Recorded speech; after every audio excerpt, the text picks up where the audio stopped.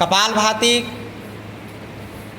एक ऐसी क्रिया है जिसको विधि पूर्वक यदि किया जाए तो शरीर के समस्त रोगों का वो निवारण करने में सक्षम है। तो करने की विधि क्या है?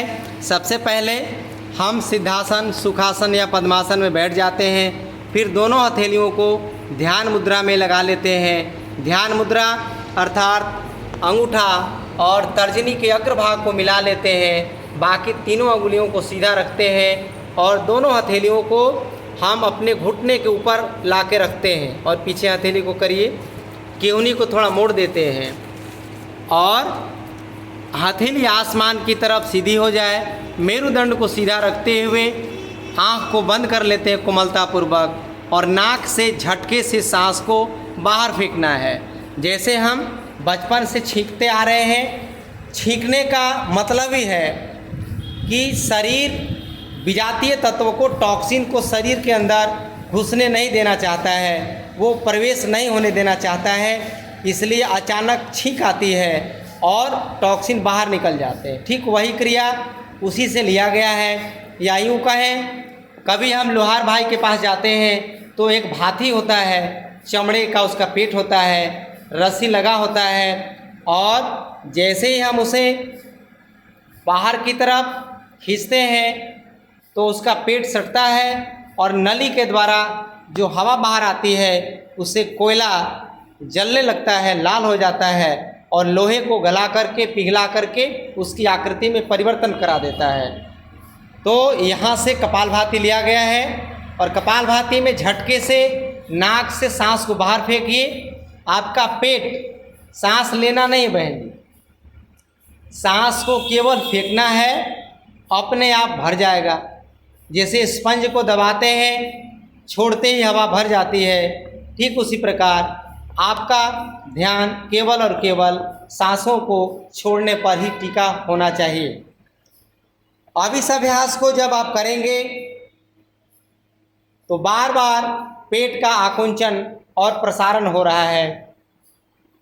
जब बार बार पेट का आकुंचन और प्रसारण होगा तो नाभि प्रदेश के पास लगभग शरीर के सारे अंग हैं, अमाशय, पक्वाशय, पित्ताशय, छोटी आंत, बड़ी आंत, लीवर, किडनी, गर्भाशय, यानी समस्त जो दिव्य अंग हैं वो नाभि के इर्द गिर्द ही उनका निवास स्थान है।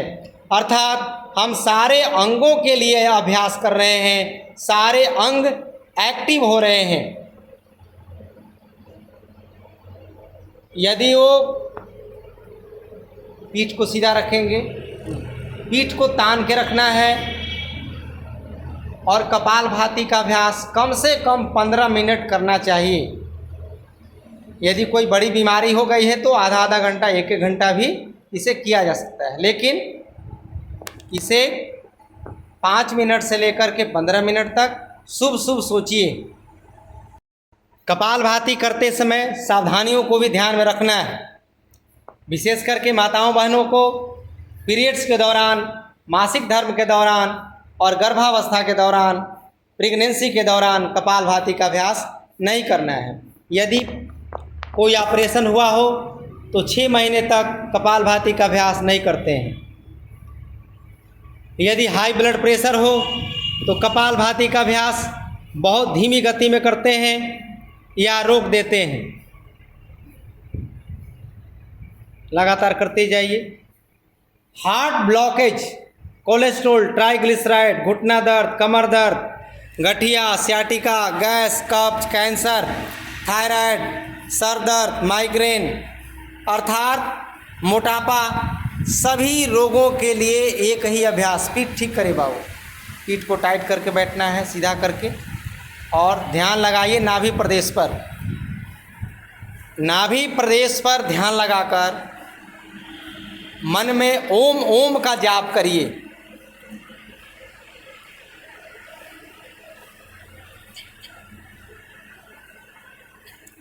तो आज मैंने किस प्रकार कपालभाति करनी चाहिए और कपालभाति करते समय सावधानी क्या हो, विधि क्या हो और करने से क्या क्या फ़ायदा हो रहे हैं, इन समस्त चीज़ों पर हमने संक्षिप्त रूप में आपको परिचय दिया, समझाने का प्रयास किया है। सांस को बहन जी फेंकना है। बहन जी ने हम लोगों के योग क्लास में नहीं आ रहे हैं और इनको कपालभाति हमें सिखाना है। 1 सप्ताह हमें सीख जाइएगा।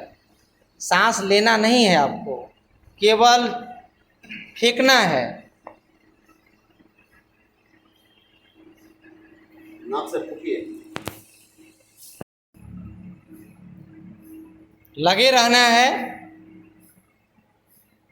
करत करत अभ्यासते जड़मति होत सुजान, रसरी यावत जात है सिलपड़ पड़त निशान। यानी अभ्यास ही एक ऐसा मार्ग है जिसको करके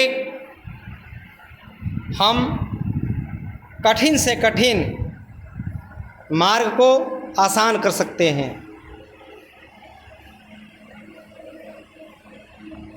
तो आप भी जहाँ हैं वहाँ से कपालभाति करने की प्रक्रिया की शुरुआत करें और अपने जीवन को सात्विकता के साथ 100 वर्ष तक आरोग्य निरोग बनाने की इस दिशा में आगे बढ़ें। यही प्रभु से हम कामना करते हैं। तो एक बार पुनः ब्रिजमोहन योग चैनल को सब्सक्राइब, लाइक, कमेंट, शेयर जरूर करेंगे।